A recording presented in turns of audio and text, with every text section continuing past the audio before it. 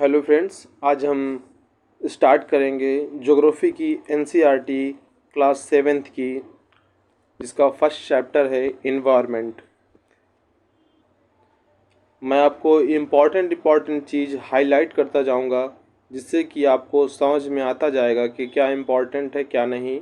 और अगर आप अपने नोट्स बनाना चाहते हैं तो इससे अच्छी कोई बात नहीं, आप अपने नोट्स बना लें, उससे अच्छा कुछ नहीं होता है। अगर आप अपने नोट्स रिवाइज करेंगे दोबारा तो आपको बिल्कुल सब कुछ रिकॉल हो जाएगा, जैसे मैंने आपको पढ़ाया था। तो जो जो मैं अंडरलाइन कर रहा हूँ, तो अगर उसके नोट्स बनाना चाहें तो बना सकते हैं। मैं इस सीरीज़ में आपको पूरी एनसीईआरटी कवर करवाऊँगा, क्लास सेवेंथ से लेके क्लास ट्वेल्थ तक। तो हमारे साथ बने रहिएगा। ये एनसीईआरटी बहुत हेल्पफुल होगी आपके कॉम्पिटिटिव एग्ज़ाम के लिए, या फिर आपके स्कूल के लिए, जिस चीज़ के लिए आप पढ़ रहे हैं। बहुत हेल्पफुल रहेगा अगर आपने एनसीईआरटी ये क्लासेस कंप्लीट कर लिया।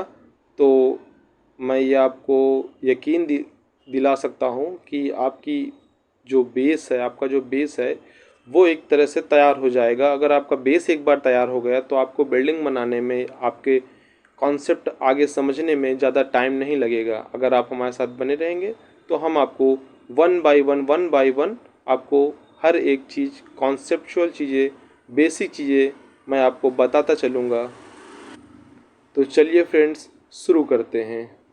आज का हमारा पहला चैप्टर है इन्वायरमेंट। सबसे पहले हमको एक स्टोरी बताई गई, इसमें बताया गया, इसमें 3 4 5 दोस्त हैं। वो आपस में बात कर रहे हैं कि पहले यहाँ पर एक बगीचा हुआ करता था, अब उसमें बिल्डिंग खड़ी हो गई हैं। तो हमारा प्लेग्राउंड कहाँ चला गया, और बाकी सारी चीज़ें हैं, जैसे कि हमारा इन्वायरमेंट कैसे चेंज हो रहा है डे बाय डे। तो यहाँ पर कुछ लोग हैं, जैसे एक रवि है, वो अपने टीचर से पूछ रहा है कि इन्वायरमेंट क्या है। तो टीचर ने जवाब दे रही हैं कि जो आपके आसपास हैं, जैसे कि आपका क्लासरूम हो गया, road, garbage, table, chair, building, open field, ये सारी इन्वायरमेंट में आ जाती हैं।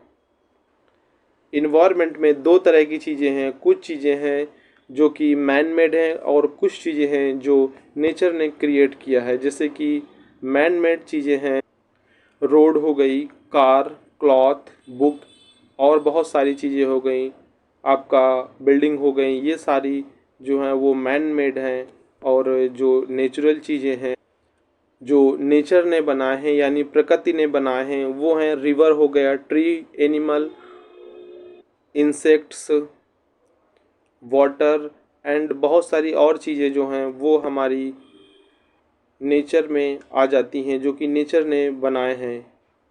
जैसे कि इन्वायरमेंट क्या है, जैसे कि यहाँ पर है, environment is a basic life support basic life support system. तो इन्वायरमेंट क्या करता है, हमको बेसिक लाइफ सपोर्ट देता है। हमको कैसे हम जीवन जी सकते हैं, जैसे कि सपोर्ट होता है, जैसे एक पेड़ को सपोर्ट मिलता है तभी वो ऊपर चढ़ पाता है। जैसे कि आपके आपके घरों में देखा होगा, जब छोटे पेड़ होते हैं तो उनको सपोर्ट दिया जाता है, तब वो बड़े हो पाते। जैसे हम लोगों को हमारे पेरेंट्स का सपोर्ट मिला है, तभी हम ग्रो करके इतने बड़े हो गए हैं। तो इसी तरह से जो कि नेचर है वो भी हमको सपोर्ट कर रहा है, हमारे ग्रो होने में, हमको आगे बढ़ने में नेचर का बहुत बड़ा रोल है। और हमारे लाइफ के सपोर्ट में, जैसे इन्वायरमेंट इज और basic life support system. It provides the air we breathe, the water we drink, the food we eat, the land where we live. हमको नेचर जो है वो वाटर प्रोवाइड करता है, ड्रिंक, वाटर पीने के लिए, फूड खाने के लिए, और लैंड रहने के लिए, और एयर सांस लेने के लिए। ये हमारे लाइफ सपोर्टिंग सिस्टम है।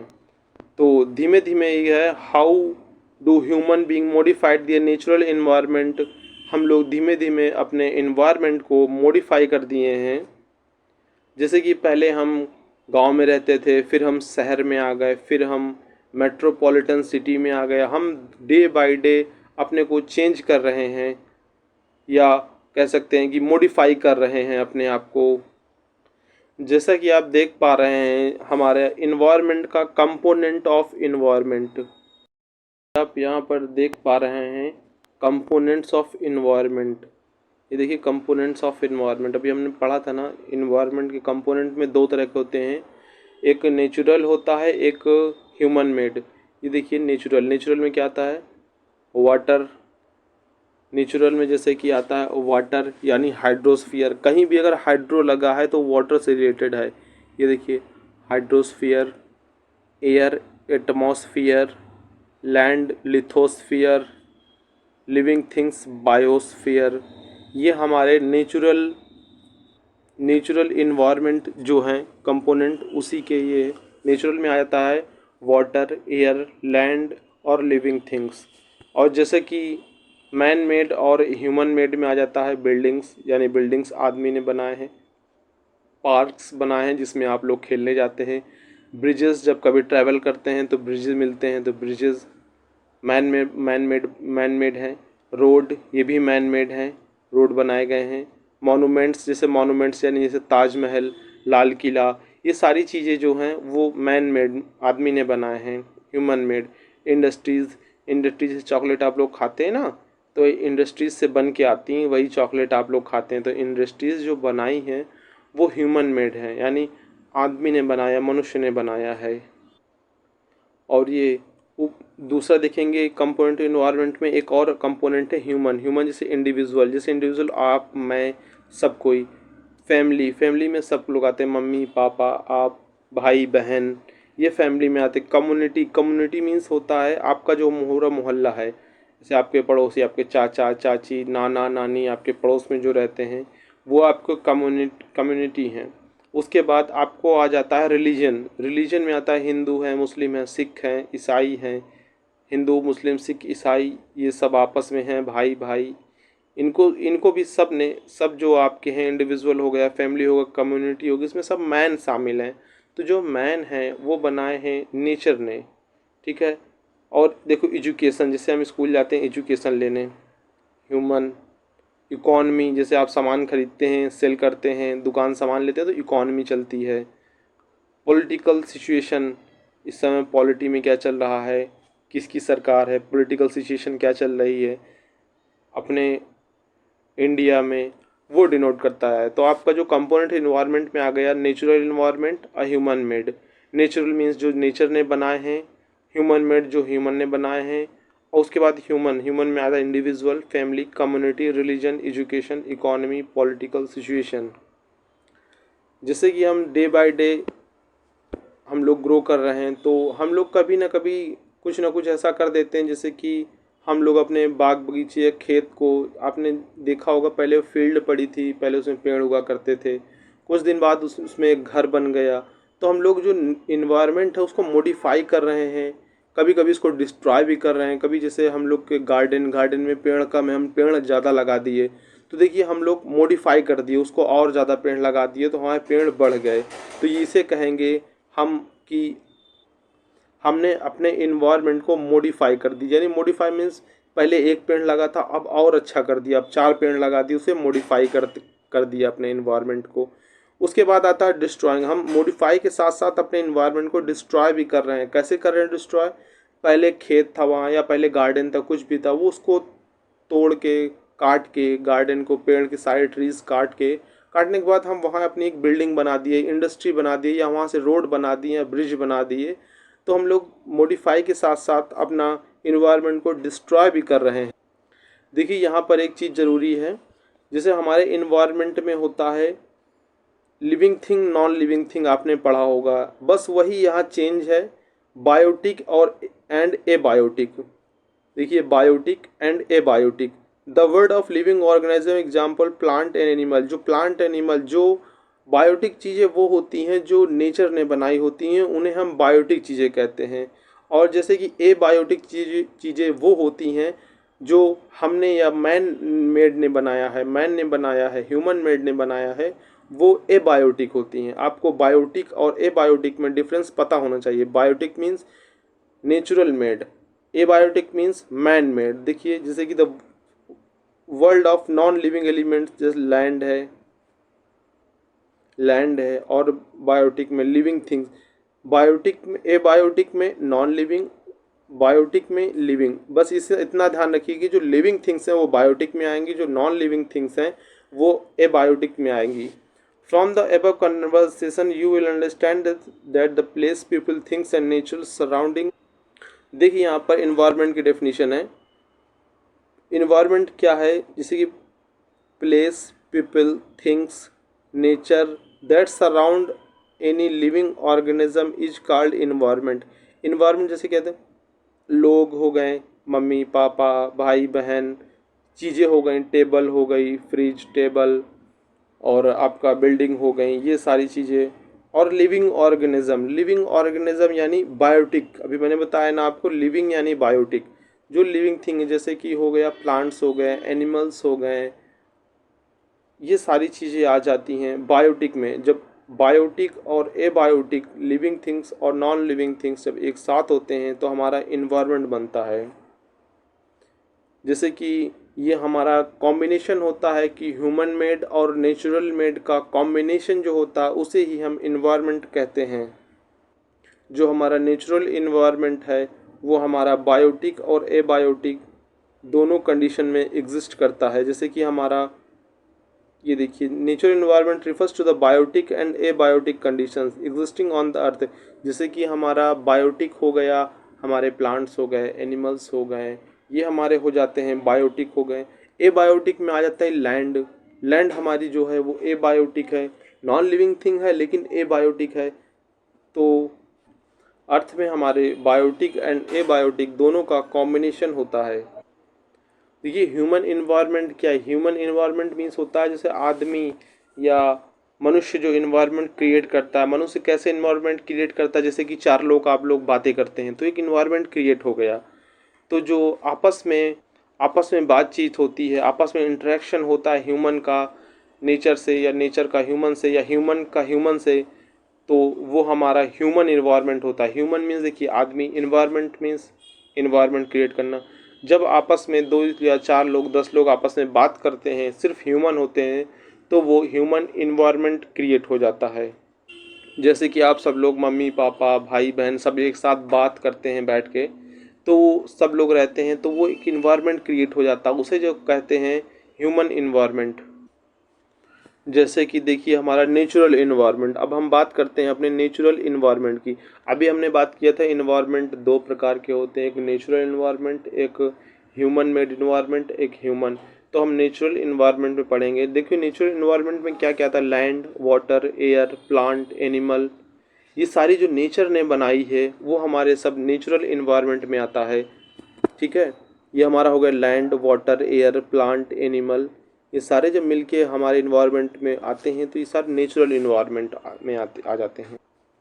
जैसे कि आप देखेंगे लिथोस्फियर, लिथोस्फियर जो कि लैंड से रिलेटेड है। हाइड्रोस्फियर मैंने आपको बताया था, हाइड्रो जहाँ कहीं भी आ जाता है वो वाटर से रिलेटेड हो जाता है, यानी वाटर। एटमॉस्फियर, एटमॉस्फियर आपको पता है हमारी तरफ चारों तरफ जो एटमॉस्फियर है। एंड बायोस्फियर, आगे पता चलेगा बायोस्फियर क्या है। ठीक है, बायोस्फीयर वो देखिए नीचे से इमेज में दिखाया गया है। ये हो गया हाइड्रोस्फियर, ये हो गया एटमॉस्फियर, ये हो गया लिथोस्फियर। अब ये बायोस्फीयर में देखो पानी भी है, ये देखो इतना, ये एरिया पूरा पानी का है, ये एरिया लैंड का है, ये एरिया एटमॉस्फियर हो गया ना। तो ये सारे एक साथ मिलते हैं तो इसे बायोस्फीयर कहते हैं। ठीक है, हाइड्रोस्फियर, लिथोस्फियर प्लस एटमॉस्फियर जब सब एक साथ मिल जाते हैं उसे बायोस्फियर कहते हैं। Lithosphere is a solid crust hard layer of earth is made up of rock minerals and covered by a thin layer of soil। Lithosphere क्या है, जो हमारे जहाँ हम अर्थ में रहते हैं उसका ऊपर का जो पार्ट है, top layer of the earth, जो कि रॉक से बना हो सकता है या उसमें मिनरल्स हो सकते हैं या उसमें पतली सी एक लेयर हो सकती है जिसमें मिट्टी जिसे कहते हैं जहाँ हम चलते हैं, वो हमारा हो जाता है लिथोस्फियर। लिथोस्फियर में हमारा आ जाता है जैसे माउंटेन्स हो गए, वो सब लिथोस्फियर में आ जाते, प्लेट्यूज हो गए, प्लेन्स हो गए, वैलीज हो गई, ये सारी हमारे लिथोस्फियर में आ जाती हैं। ओशन फ्लोर हो गए, ठीक है, ये सारे हमारे lithosphere. Lithosphere is dominated point for, देखिए लिथोस्फीयर में ज़्यादातर क्या है, फॉरेस्ट हैं। लिथोस्फीयर यानी आप देखे होंगे ज़्यादातर जगहों पे जंगल हैं। जंगल कहाँ हैं, अर्थ के ऊपर वाली लेयर पे जंगल हैं। तो ज़्यादातर जो लिथोस्फीयर है वो हमारा जंगल है, और जो हमारा जंगल है वहीं से हमको मिनरल्स मिलता है। जैसे कि हमको अगर लकड़ी काट के घर बनाना है, लकड़ी काट के जैसे आपके खिलौने बनते हैं, लकड़ी काट के जैसे आपका बैट बनता है, लकड़ी काट के आपके किसी किसी के घर में लकड़ी काट के खाना बनता है, उसमें उसे आग जलाई जाती है। ठंडी में आप सब लोगों ने आग से सेका होगा अपना हाथ पैर, तो वो लकड़ी देखो, लकड़ी कितनी काम आती है। तो वो हमारे ह्यूमन के लिए बहुत ज़रूरी होता है। फॉरेस्ट यानी जो हमारा लिथोस्फीयर का एक पार्ट होता है, उसमें मिनरल्स भी मिलते हैं। देखो बहुत सारी चीज़ें हैं इसमें मिनरल्स में, से गोल्ड हो गया, सिल्वर हो गया, आयरन हो गया, ये सारे हमको अर्थ से ही मिलते हैं। देखिए domination of water referred as hydrosphere. Hydrosphere मैंने बताया था जहाँ हाइड्रो आ जाता है वह वाटर से रिलेटेड हो जाता है। जैसे कि हमारी लेक्स हो गई, पॉन्ड्स हो गए, वाटर टैंक्स हो गए बड़े बड़े, तो वो सारे हाइड्रोस्फीयर में आते हैं। जहाँ हमको वाटर आता है वही एरिया हमको हाइड्रोस्फीयर कहते हैं। जैसे कि रिवर्स हो गया, लेक्स, सी, ओशन, ये सारे आ जाते हैं हमारे हाइड्रोस्फीयर में। और हमारा अब आ जाता है एटमॉस्फेयर। एटमॉस्फेयर देखिए क्या है, this is a thin layer of air that surrounded the earth. जो हमारे अर्थ के चारों तरफ हवा है, जैसे कि हम सांस लेते हैं, वही हवा अगर नहीं होगी तो हम सांस नहीं ले पाएंगे। जैसे हवा कम हो गई तो सांस लेने में दिक्कत हो गई। अब देखिए तो आप लोग को पता होगा कि ग्रेविटी होती है, ग्रेविटी अपनी अर्थ की तरफ खींचती है। तो जो एयर है वो भी अर्थ में ही है, अर्थ के सराउंड, अर्थ के चारों तरफ है, क्योंकि ग्रेविटी उसको बांध के रखे है। नहीं, अगर ग्रेविटी ना होती तो जो हमारी एयर है वो बाहर चली जाती। इसलिए ग्रेविटी के वजह से हमारा जो अर्थ है उसमें एयर है जो कि हम ले पा रहे हैं, जिससे कि हम सांस ले पा रहे हैं और चल पा रहे हैं। वही हमको प्रोटेक्ट किए हैं from harmful rays and scorching heat of the sun. जो हमारा एटमॉस्फियर है यही हमको प्रोटेक्ट किए हार्मफुल रेज जो सन से आती हैं, हार्मफुल रेज उनसे, स्क्रॉचिंग हीट से ऑफ द सन, सन की जो हीट है और जो हार्मफुल रेज आ रही हैं सन से, हमारा एटमॉस्फियर जो है इससे हमको, ये हमको बचाता है from the harmful rays of scorching sun. जो हमारा एटमॉस्फियर है ये बहुत सारी गैसों से मिलके बना होता है। गैस हो गई, वाटर वेपर हो गए, डस्ट पार्टिकल हो गए, इनका सबका अगर बैलेंस चेंज हो जाता है तो हमारा जो वेदर होता है, यानी हमारा जो, जैसे ठंडी हो गई, गर्मी हो गई, आज ठंडी का मौसम है, आज गर्मी लग रही है, आज बरसात होनी, ये वेदर चेंज हो जाता है। क्या क्या कंडीशन डिपेंड करता है, वाटर वेपर, डस्ट और गैस, ये सारे डिपेंड करता है कि आज मौसम कैसा रहेगा। अगर वाटर वेपर ज़्यादा रहेगा एटमॉस्फेयर में तो बारिश होगी। मैंने आपको बताया था बायोस्फीयर कहाँ होता है, बायोस्फीयर में जहाँ एटमॉस्फेयर, लिथोस्फीयर, हाइड्रोस्फीयर सारे मिलके एक साथ आते हैं, वो जगह को बायोस्फीयर कहते हैं। Plants and animal kingdom together makes a biosphere और लिविंग वर्ल्ड। यानी जहाँ बायोस्फीयर होता है वहाँ पर जो एनिमल्स हैं, प्लांट्स हैं और अदर जो चीज़ें हैं, जो बायोटिक चीज़ें हैं वो रहती हैं बायोस्फीयर में। जैसे कि बता देता हूँ मैं आपको,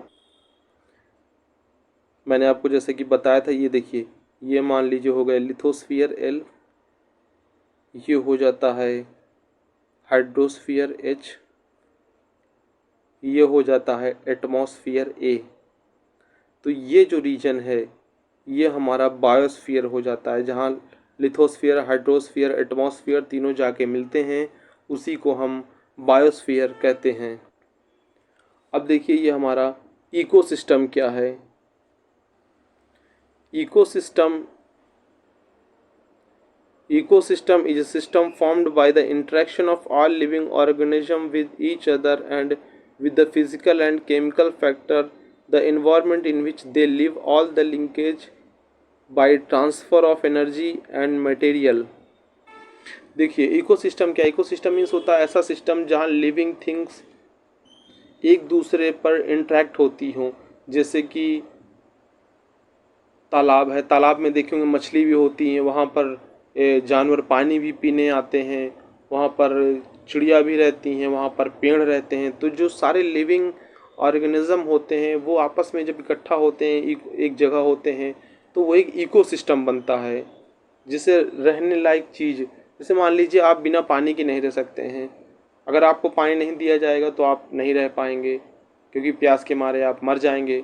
इस वजह से इकोसिस्टम का होना बहुत ज़रूरी है। इकोसिस्टम मैंने बताया था आपको, लाइफ सपोर्टिंग सिस्टम जो होता है वो भी इकोसिस्टम ही है। जैसे आपको, आपके अगर पेरेंट्स नहीं होते, पैसा नहीं देते, तो आप ग्रो नहीं कर पाते, बड़े नहीं हो पाते, बड़े तो हो जाते लेकिन मतलब आपको स्कूल की पढ़ाई या आपको लाइफ सपोर्टिंग सिस्टम्स हैं जो मिलते हैं।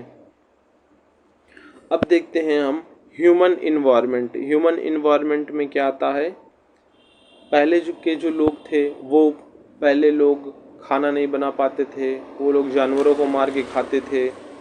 अब क्या हो गया है, हम लोग अपने देखे होंगे फसल ग्रो करते हैं, मतलब क्रॉप्स लगाते हैं, वो फल देते हैं, फिर उनको ले जाके हम बाज़ार में बेचते हैं।